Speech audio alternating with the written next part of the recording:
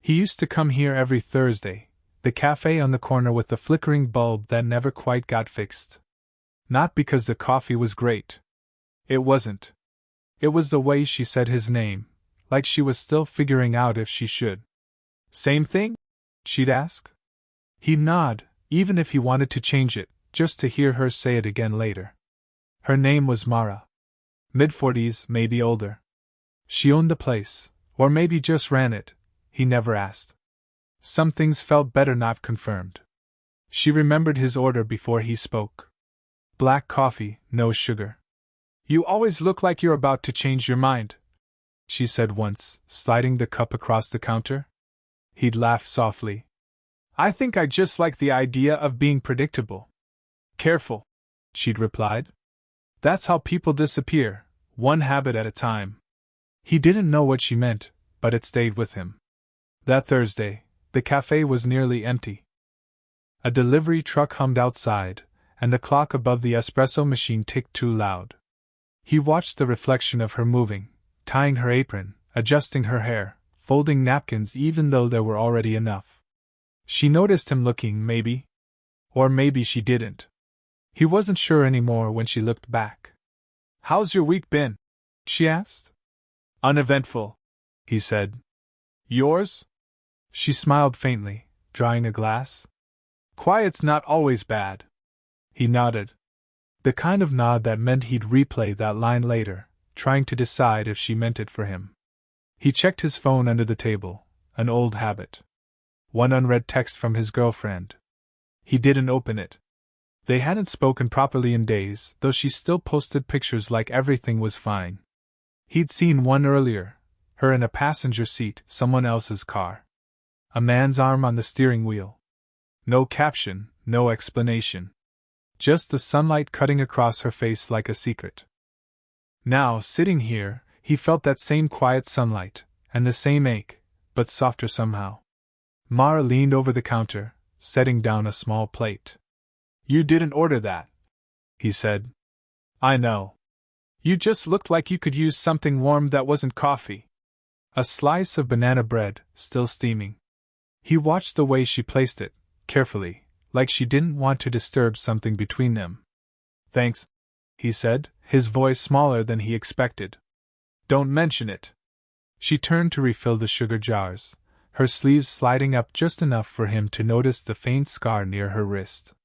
He wanted to ask about it, he didn't. Instead, he picked at the bread, one corner at a time, like conversation. The silence stretched, but it wasn't uncomfortable. Just honest. When he finally looked back at his phone, there was another message. Not from his girlfriend this time, from an unknown number. I think you deserve to know the truth. He stared at the screen, thumb hovering. Then he looked up, and caught Mara watching him, her expression unreadable, like she already knew what the message said. Their eyes met for a second longer than usual. She nodded toward his cup. Need a refill? He shook his head slowly. Not yet. She smiled barely. Then stay a little longer. And somehow he did. He didn't plan to go back the next day. But he did. It was raining, that quiet, unsure kind of rain that made everything smell like yesterday. The cafe lights looked softer through the glass, the air heavy with coffee and damp air. Mara looked up as he entered. No surprise, no question, just that small lift of her brow, like she'd been expecting him anyway. You're early for a Thursday, she said. He shrugged, shaking the rain from his jacket. Maybe I just wanted something warm that wasn't coffee. Her laugh came out low and quick, the kind that disappears before it's finished. You remembered that, she said. He nodded. You said quiet isn't always bad. Did I? She asked, half smiling. I talk too much. You don't, he said. And it came out too fast. They sat near the window this time, both pretending to look outside. She was off shift, he guessed. Her hands wrapped around her tea mug like she needed the heat to stay in place. My son's your age, she said suddenly, not looking at him. 22. He's in Karachi. Barely calls. He tried to think of what to say. He probably thinks you already know he's okay. She smiled faintly, eyes still on the street. That's the problem with boys. They think silence is a sign of peace. He looked down at his hands, tracing the rim of his cup. Maybe it's fear of saying the wrong thing. Her gaze shifted to him then, steady, searching, soft. And what's the wrong thing? He almost told her. About the message, the photo, the ache that didn't have a name yet. But instead, he said, depends on who you're saying it to. For a while, all they heard was the rain. She stood to clear their cups, but he stopped her, his hand lightly touching her wrist. Just enough to make both of them freeze. I'll do it, he said. Her eyes flicked to his hand, then back to his face. You're a guest. Then let me help, just once. There was no logic in it, just something small and human in the gesture. Something that said, I see you working, I see you tired. She hesitated, then let go of the cup. He washed it slowly, aware of her beside him, her sleeve brushing his arm when she reached for the towel. Neither spoke, but every silence carried something new, not quite confession, not quite comfort. When they finished, she leaned against the counter. You're different today, she said quietly. He dried his hands on a napkin. Just trying to stay predictable. She murmured. That's how people disappear, remember? He smiled at that, a real one this time. But when she turned to refill the sugar jars again, he caught himself watching her reflection, the tired curve of her shoulders, the way she steadied herself with one quiet breath.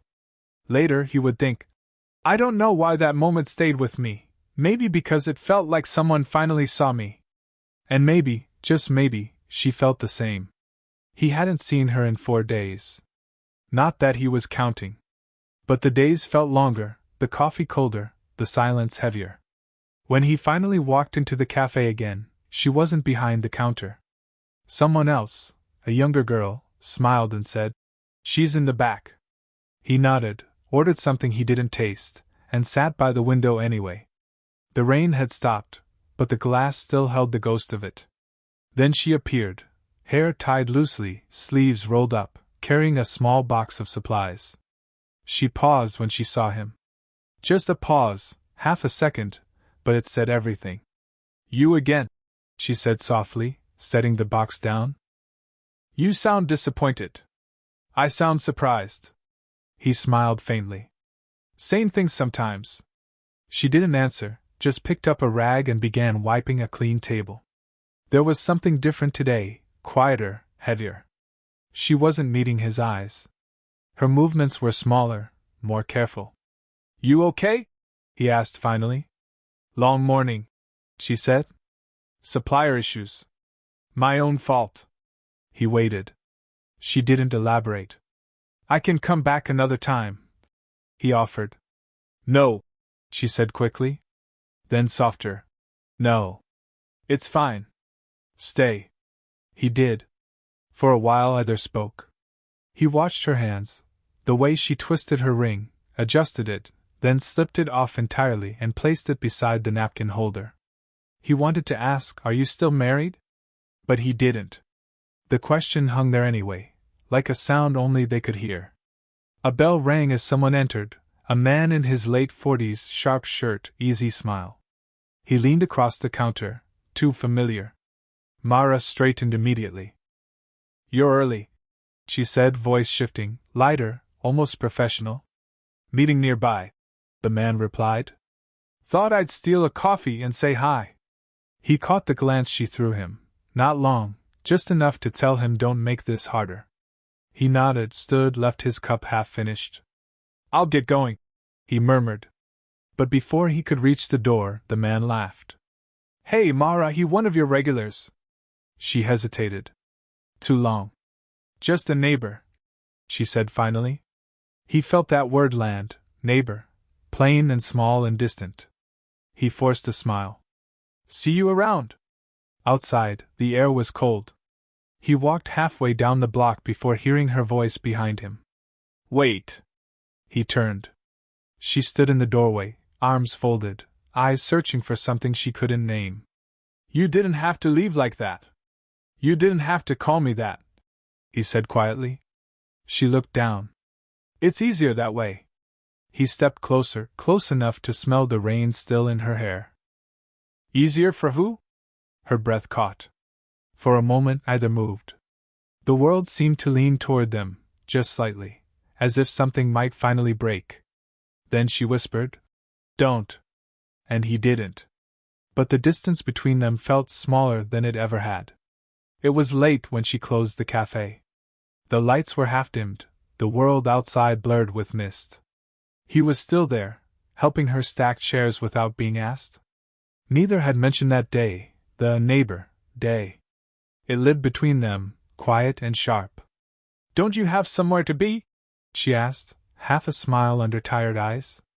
"I'm here," he said simply. She exhaled, not annoyance, more like surrender. "You shouldn't make that sound like a decision." He didn't answer.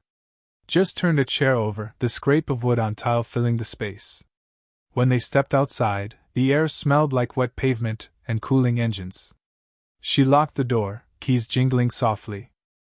They walked without direction, past dark shopfronts and closed shutters, the city stripped down to whispers. "Do you always help people close up their cafes?" she asked, glancing sideways. "Only the ones who make bad coffee," he said. She laughed, the sound small but real. "Careful. That sounds like affection." He stopped walking.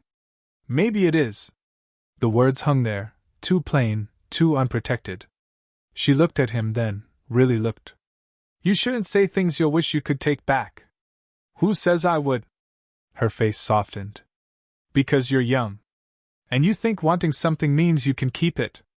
They sat on a bench outside a closed bookstore. The air was heavy with the kind of quiet that asks to be broken. He leaned forward, elbows on his knees. "Do you ever feel like you spend years building a version of yourself, and then one person walks in and ruins the architecture?" She smiled faintly. "That's what sons do. And lovers. And people you shouldn't get close to." He turned toward her. "Which one am I?" She didn't move. "That's the question, isn't it?" He laughed dryly. "You didn't answer." "I can't." For a while they sat in silence. A stray cat darted across the street. Somewhere, a bus groaned to a stop. She rubbed her palms together, nervous habit maybe. He said quietly, "You took off your ring that day." Her hands stilled. "You noticed too much." "I try not to." "Don't," she said softly. "Not with me." But when she looked up, her eyes betrayed something she didn't name, fear maybe. Or recognition. He reached out, almost the space between them shrinking like a breath half held. "You don't have to be careful with me," he whispered. "Yes, I do." "Why?" She turned away. "Because I've already crossed enough lines in my life." He wanted to say me too. But he didn't. Instead, he watched her stand, brushing invisible dust from her coat. "Walk me home?" she asked, voice barely audible. He nodded. And as they walked in silence, side by side but not touching, the question stayed between them, unanswered, unburied. She stopped replying to his texts first. No explanation, no warning, just the quiet kind of distance that doesn't announce itself, it simply arrives. The cafe hours changed. Closed earlier now. Lights off before sunset. He checked twice, then stopped checking. The week felt like static, unfinished thoughts, half-sent messages, the sound of typing that never turned into words. He told himself to move on. To forget the sound of her laugh, the way she stirred her tea without sugar. But every small thing, the hum of a coffee machine, the bell above a shop door, brought her back. One afternoon he saw her again. Not at the cafe, at the market.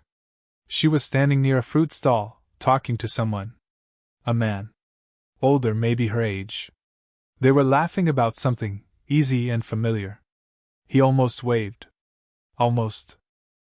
But then he saw it, her hand brushing the man's sleeve, light, familiar. Not flirtatious. Just comfortable. And suddenly, all those silences between them rearranged themselves. She wasn't avoiding him. She was choosing something else. Or someone else. He left without saying anything. That night, his phone buzzed. A message. You okay?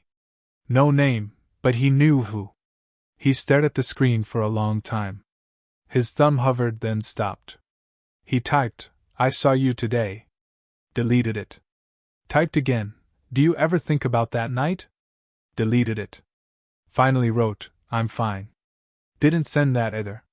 The next morning, she was back at the cafe. Same apron, same half-tied hair. But her eyes looked different, like someone had cleaned them with honesty. You disappeared, she said when he walked in. I thought you wanted that, he said quietly. I just needed space. To forget me? To remember who I was before. He nodded slowly. And did you? Almost. She poured him coffee without asking, the same black cup, the same chipped rim. You shouldn't come here for a while, she added. Why not? She hesitated. Because my son's visiting next week. He'll be here. And I don't want to explain. He felt the words hit, not as anger, just an understanding that stung anyway. She looked down. You're not the problem, she said softly. You're just in the wrong chapter. He managed a smile that didn't reach his eyes.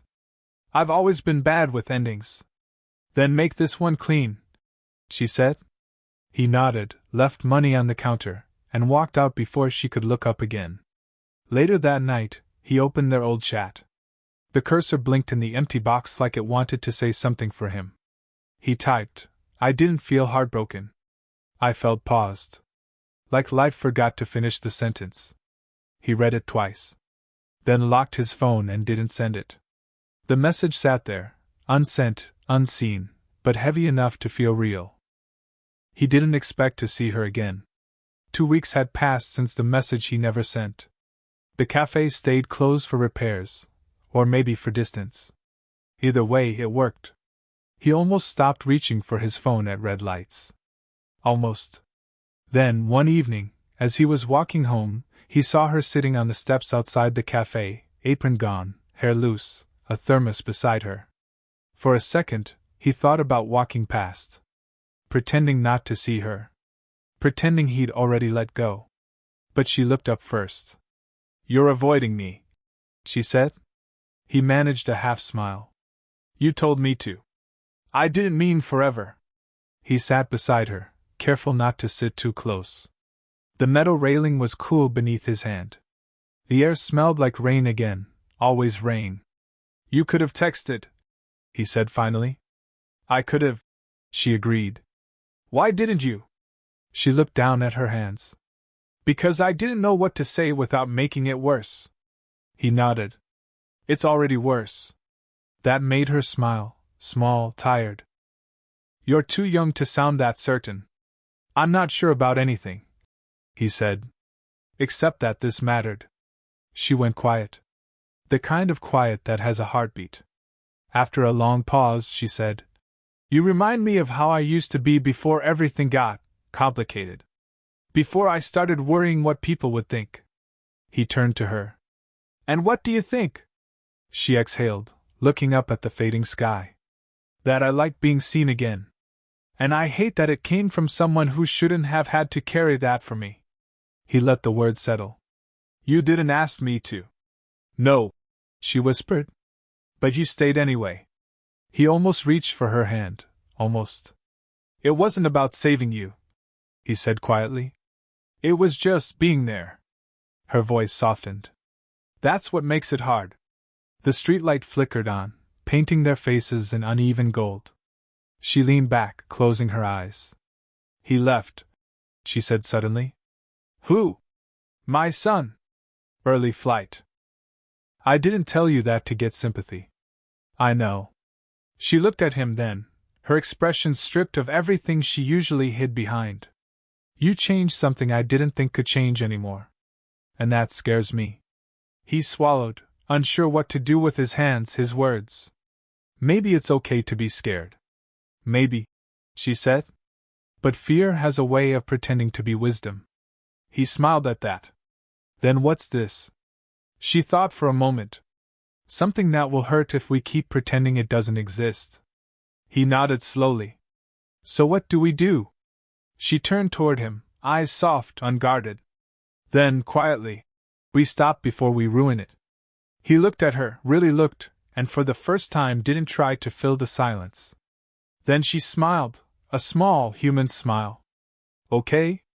He nodded once. Okay. And somehow, it felt like enough. It was months before he walked past the cafe again. The bulb above the door had finally been replaced. The signboard had a new shade of blue. And the smell, still the same, burnt toast, cinnamon, and something faintly sweet. He didn't plan to go in. He was on his way somewhere, work, errands, something that didn't matter. But his feet paused anyway. Habit, maybe? Or something older than habit. Inside, she was there. Of course she was. Tying her apron, laughing with a customer, moving in that quiet, efficient rhythm he remembered. When she saw him, the laugh faded, not awkwardly, just gently. You look well, she said. So do you. She nodded toward the clock. Still early for your kind. You were always a late morning type. 8:47, he said, glancing up. Guess I'm improving. That made her smile. He sat by the window, the same seat, same view, same light falling across the table. She brought him coffee without asking, setting it down with a soft, practiced hand. Still black? Still black. She hesitated, then added a small plate, banana bread still warm. He looked up. You remembered. I remember too much, she said. They both laughed, and for a moment, it didn't feel like anything had broken, just changed shape. Time had moved differently for them. She worked fewer hours now. He had a steadier job, wore a wristwatch he never checked. They talked sometimes, about small things. The weather, books she never finished, the new kid who couldn't make espresso without flooding the counter. No confessions. No apologies. Just small moments that had learned how to breathe again. One evening, he stayed after closing, helping her stack chairs like he used to. Still predictable, she teased. Still here, he said. They stood by the counter, wiping down surfaces that didn't need it. The air smelled like lemon cleaner and coffee grounds. I thought it would fade, she said quietly. Whatever that was. He looked at her, the same quiet strength, the same tired grace. Maybe it did, he said. Maybe it just turned into something we can live with. She nodded. That's enough for me. He smiled. Me too. Before leaving, he glanced at the bench outside, the one where they'd almost crossed the line. It was still there. Empty, but not lonely. She caught him looking. You think about that night? He shrugged. Sometimes. Mostly, I think about the silence after. She smiled, soft and knowing. That's the part that stayed with me too. He lifted his cup slightly in a quiet toast. To silence, then. She nodded, eyes glinting with something unspoken. To silence. And when he walked away this time, he didn't feel paused. Just complete. Did this story stay with you? What kind of quiet, real love stories do you want to hear next? Share your thoughts in the comments. Maybe your idea becomes the next one.